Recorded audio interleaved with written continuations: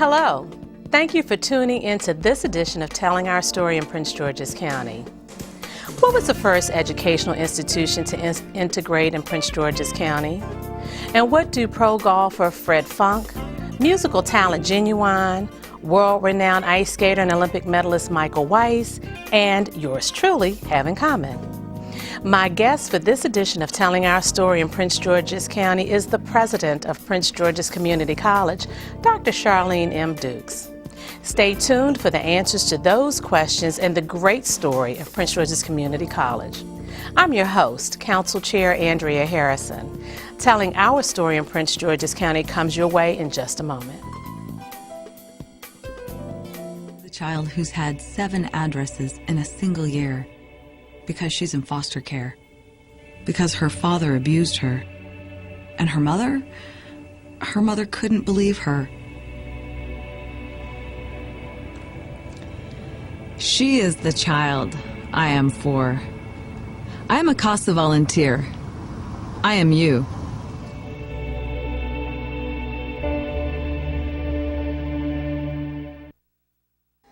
Welcome to Telling Our Story in Prince George's County, a production of the Prince George's County Council. Our story is about caring people and vibrant communities, our children, youth, and families, our great opportunities for culture, and our rich history. A wonderful place to visit, featuring our past, present, and a future full of promise. This is Telling Our Story in Prince George's County. Insight, knowledge, and perspective on the things that matter to us all, with your host, Council Chair Andrea C. Harrison. Hi, and welcome to Telling Our Story in Prince George's County. This program is a production of the Prince George's County Council. I'm your host, Council Chair Andrea Harrison. Telling Our Story in Prince George's County offers a unique opportunity for us to come together and share some of the great stories taking place in our communities. I believe our success as a county depends in part on our ability to tell our own story, and that's why we're here today. Prince George's Community College President, Dr. Charlene Dukes, has some great stories to tell. But first, the answers to the questions. Prince George's Community College was the first educational institution to integrate in the county. And what do pro golfer Fred Funk, musical talent Genuine, and world-renowned ice skater and Olympic medalist Michael Weiss and myself have in common? We're all proud graduates of Prince George's Community College, and I am elated to welcome Dr. Dukes to the program. When it comes to Prince George's County and our community college, she is a wonderful storyteller. Welcome, Dr. Dukes, and thank you for joining us on this edition of Telling Our Story in Prince George's County. Thank you, Council Chair Harrison. I'm delighted to be here. So I'm always talking about telling our story. Let's talk about your story a little bit. You are the 8th and the 1st female president of Prince George's Community College. And I like firsts. I happen to have a few myself. But I would like for you to describe for our viewers your own educational journey, and then tell us about your what your top accomplishments have been at the college so far. Well, you know, I come from, in today's standards, probably a fairly large family. I have 5 brothers and 3 sisters. My parents, Charles and Doris Mickens, while my dad graduated from high school, my mother did not. I can remember sitting at the table with her when I was in the 9th or 10th grade, helping her to study for her GED. So one of the things they always instilled in us in the small town we grew up in western Pennsylvania was that education was important. And I'm sure, like many of my generation, that was the way to a better life, a higher quality of life than they believed that they were able to give us. So I entered my baccalaureate program at Indiana University of Pennsylvania. I received my master's and doctorate from the University of Pittsburgh. I've worked in community colleges, believe it or not, now for close to 33 years. I've been here at Prince George's for 17 years and spent my first 15 years in higher education at the Community College of Allegheny County in Pittsburgh, Pennsylvania. Wow. I guess I didn't realize that you'd been at the college for so long. wrong. But you know, in 2011, the Washingtonian magazine recognized you as 100 most powerful women in our region, and I believe strongly in girl power.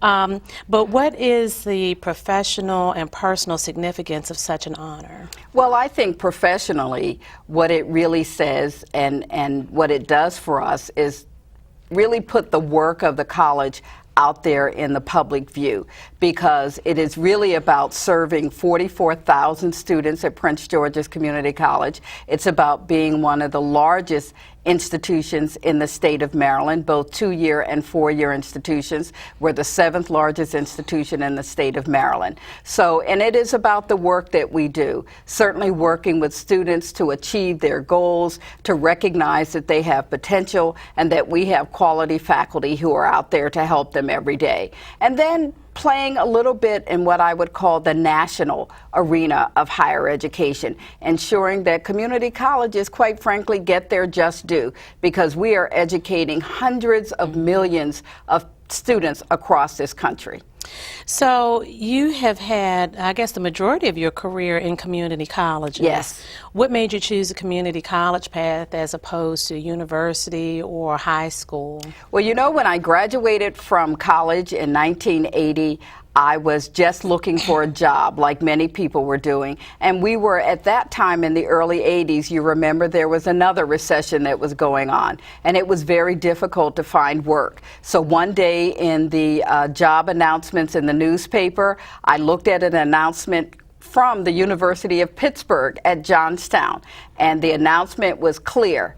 We're looking for someone who can communicate and write well to be an admissions and financial aid officer. And that's quite frankly how I started my career, because my undergraduate degree is in English. And I thought, well, they prepared me to communicate and write well, so this is the job for me. I spent a year there and then moved into the community college environment, because that whole notion of opportunity and access was important. And back in the 1980s, community colleges were an access point for millions of people who, for other than community colleges, would not have had the opportunity to pursue higher education. You know, that's actually a very interesting point that you make, and we'll come back to that in a moment. But let's talk about the story of Prince George's Community College, because when I started many years ago, quite honestly, there was a little bit of a stigma in this region anyway about going to the community college, and it may just have been kids, you know, because kids can be cruel with one another, right, quite honestly. But the college has changed so much since the early 80s. Let's talk about the evolution, I guess. Well, and you know, it has been both an evolution, I think, and a revolution. One is the recognition that community colleges are great places to begin and to transfer on if a student wants to receive that baccalaureate degree. It's a great place to begin and move into the world of work, particularly if you're talking about what we call middle skills, looking at workforce development and skills training program, what we do in association with unions, the unions of the Electrical Brotherhood Union, the Carpentry Union, plumbing, heating, air conditioning, those kinds of fields. But we're also talking about people who are interested in cybersecurity. They're interested in the paralegal profession. They're interested in criminal justice or accounting. So community colleges, quite frankly, run the depth and breadth of whatever it is you want to do in higher education. I think that we have moved from institutions, and you are so right that people can be cruel, because I can recall even professionals asking me, why would you want to go to work in a community college environment when you have all the best there is in higher education in a university setting?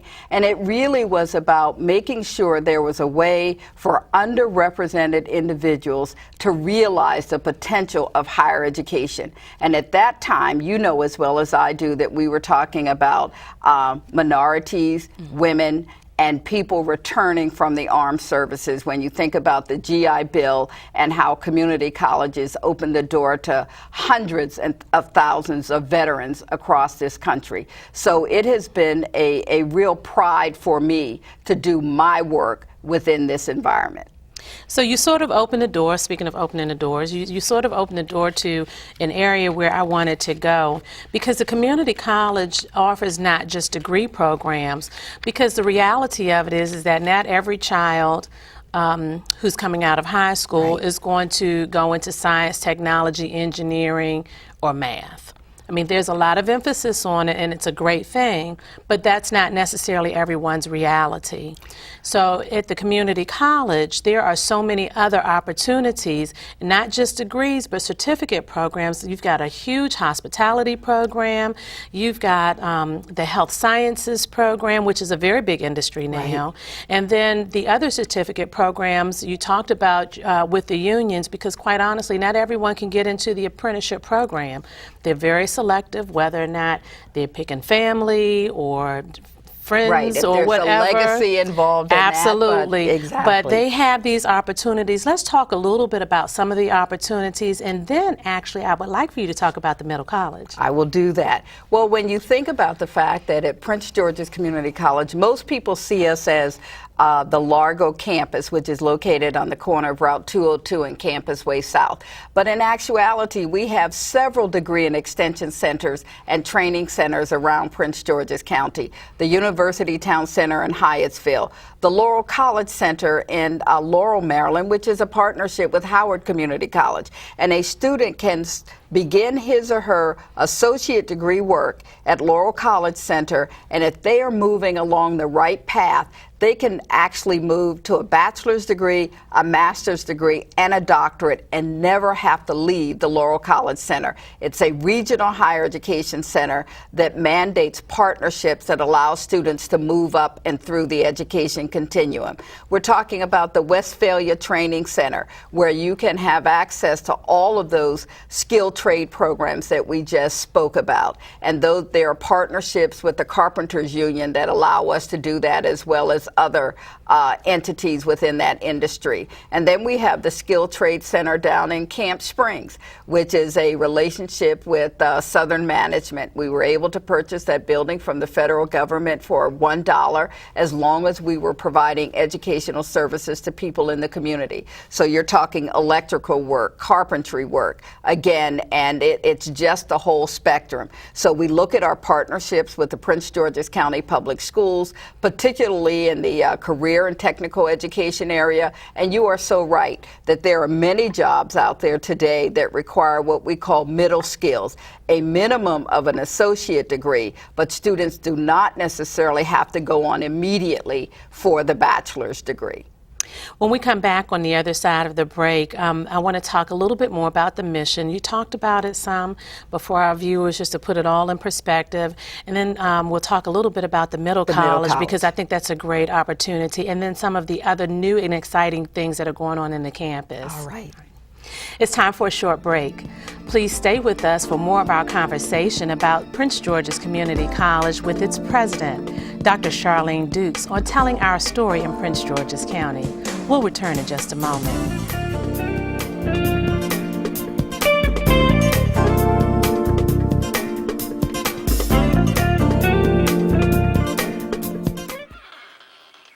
What are you doing here? It's not your weekend. I can see my son anytime I want. I paid you in advance. Just finish the job. Hey, I did the job. You added more. Stop parking in front of my house. Park in front of your own house. I can park wherever I want. You always embarrass me in front of my friends. I don't care. I'm your mother. I don't believe this. You let your dog crap in my yard again? My dog can go wherever he wants. You let him do it again. I have something for you. That smell. Can't you do that at home? I'm at lunch. This is my time. If you have a conflict, CMPG offers mediation services to residents and businesses in Prince George's County. They're confidential, informal, and free. For more information, call 301-952-4729.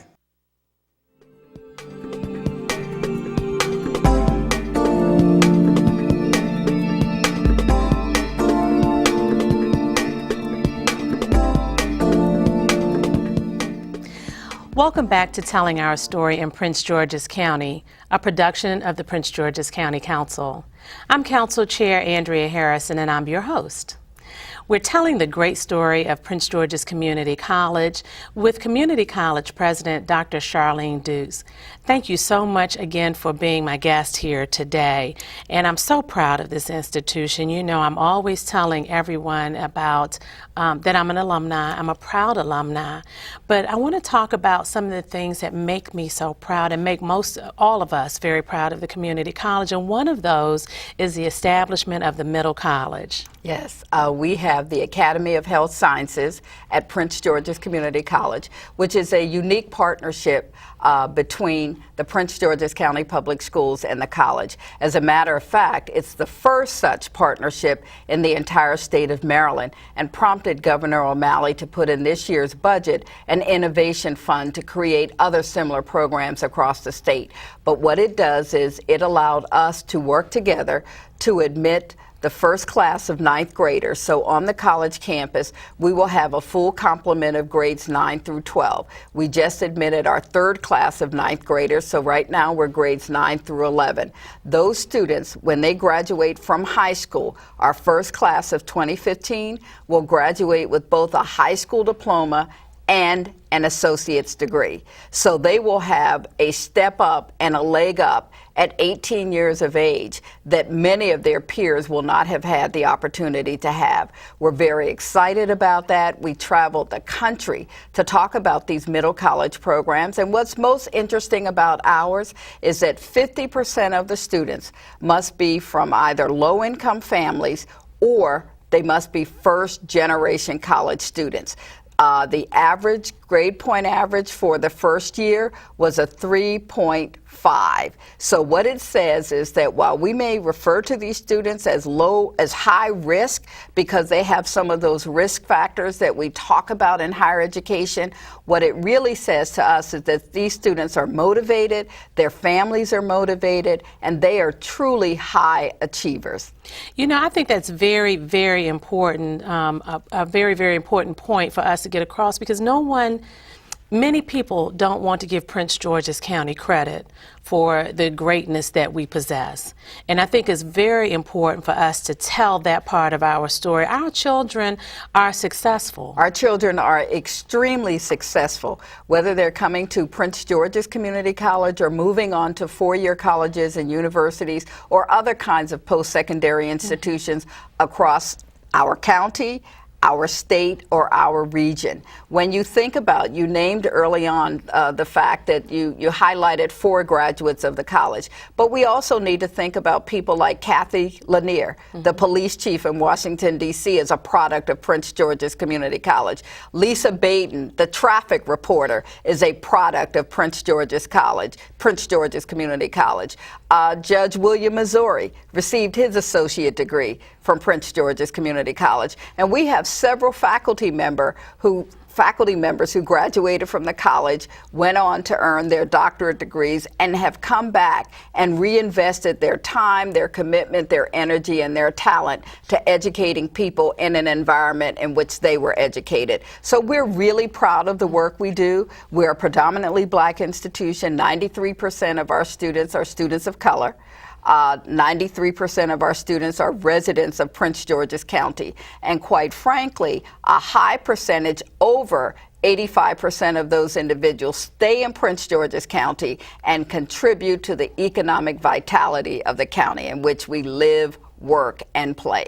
That's a story to tell. It's an absolute story to tell. That's a story to tell, and I'm excited about that. I think that's very important, and I'm so glad that you're here telling the story about Prince George's Community College because it's actually just a phenomenal institution. And when you think about rising tuition costs, quite frankly, our mission is to be the institution of first choice for residents of Prince George's County. And what we do is simple. We educate, we train, we serve.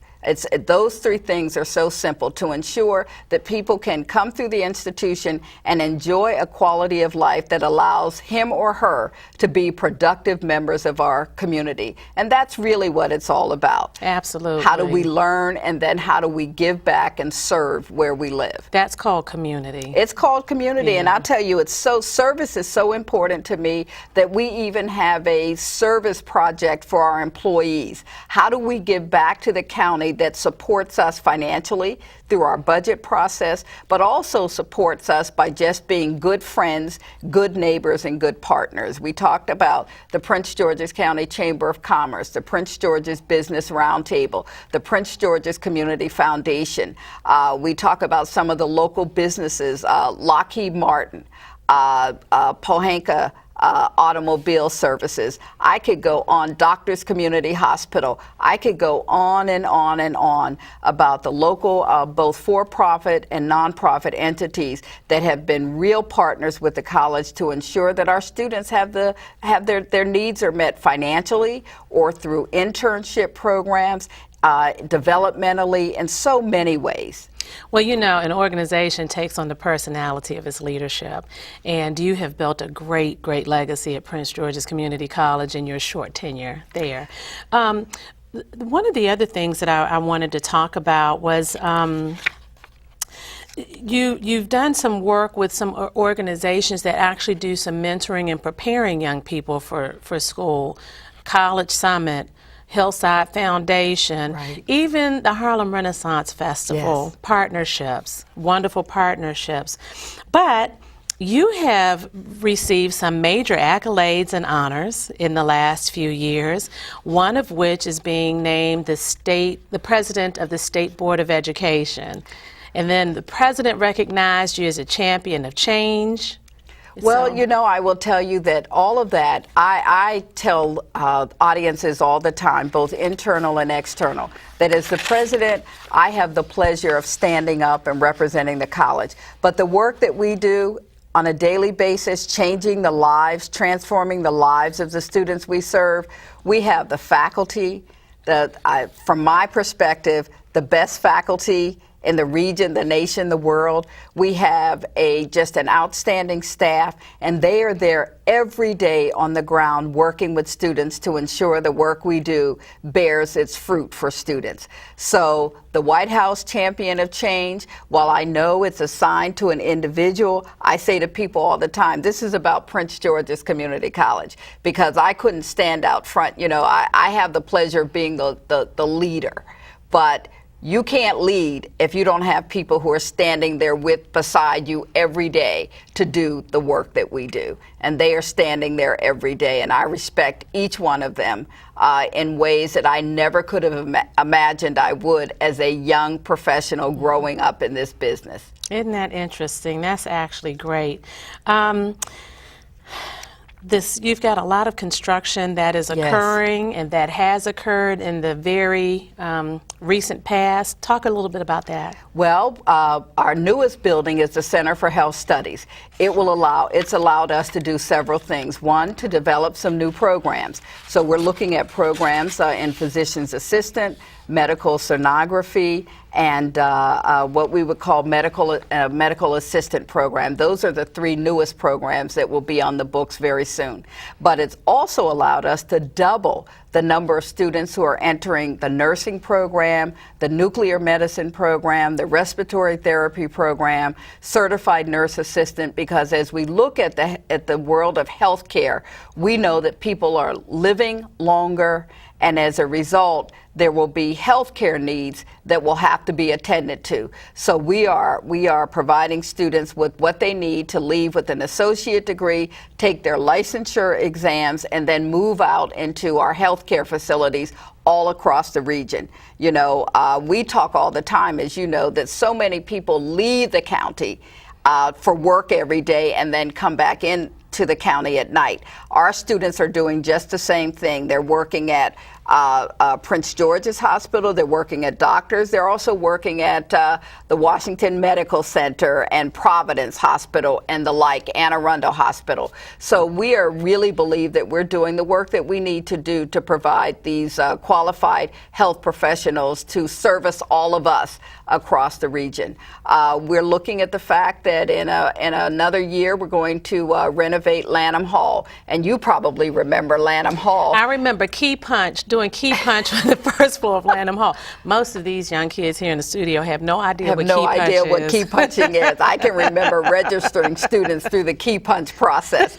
But we're renovating Lanham Hall. We built the Center for Advanced Technology. We'll be building a culinary arts, a culinary and hospitality center on campus. Ooh. So that we can help students as they work both in the back of the house and the front of the house. We're going to be renovating Queen Anne and adding on a structure that will allow us to have a state-of-the-art performing arts center in Prince George's County for the community to avail itself of. And we're also going to be renovating Marlborough Hall. All of that will be over the next 5 years.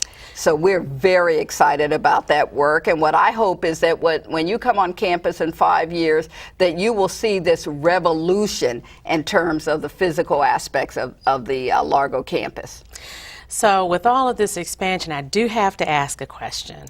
What about parking? Well, because parking can be a challenge. Parking sometimes. can be a challenge, and I will tell you that we're working with the state as we speak about the state funding parking facilities on community college campuses. That is not something that was always on the table and available for community colleges, but as our enrollments have started to rise and people are really relying on private transportation, and predominantly, as you know, in the county, there are things that we still need to do around transportation across the county. Mm-hmm. So parking is at the top of our list as well. I will I'm tell sorry, you that. that was personal, but you have a program called SAGE, Seasoned Adults Growing Through Education. Yes. What is that? Well, we serve the largest seniors population on the East Coast. It's about 5,000 to 6,000 seniors annually. And as you know, there is legislation, as a matter of fact, it's state law, that seniors 62 and over do not pay tuition. They pay registration and fees in order to attend classes, and they can register for any class that they would like to, whether it's on the credit side or the non-credit side. But it is really a way of keeping seniors engaged in lifelong learning. And I think that having seniors on campus, they are also serving as role models and mentors to our younger students. Mm-hmm. So it's been, for us, a really great experience, and they have added much to the work of Prince George's Community College. So, best and final answer, I guess. Bluebird Blues Festival coming in September. Let's talk about that. I will tell you, when I first applied to the college and was going through the interview process and came down here to Maryland, to Prince George's County, the first thing I did that weekend was attend the Bluebird Blues Festival. So you know I've been in the county since 1995. The festival is September 21st. It's a Saturday. It starts around 11 a.m. We expect tens of thousands of people, and our guests this year will be Nathan Fox, Deborah Bond, Big Daddy Stallings, the Jewels, Phil Wiggins. So you know it's an open festival. It's in partnership with the Office of the County Executive, the County Council, Maryland National Capital Park and Planning, and we'll be celebrating this year 21 years of the blues in Prince George's County. So we know that people will come out and share a good time with us. Absolutely. Well, thank you so much for coming here to share the story of Prince George's Community College. That's it for this edition of Telling Our Story in Prince George's County, and many, many thanks to my very special guest, Dr. Charlene M. Dukes, who's the president of Prince George's Community College, for all you do to educate and serve the community with excellence. Thank you. Thanks to our viewers for tuning in as well. Telling Our Story in Prince George's County is a production of the Prince George's County Council. I'm Council Chair Andrea Harrison, your host, and I certainly love telling our story in Prince George's County.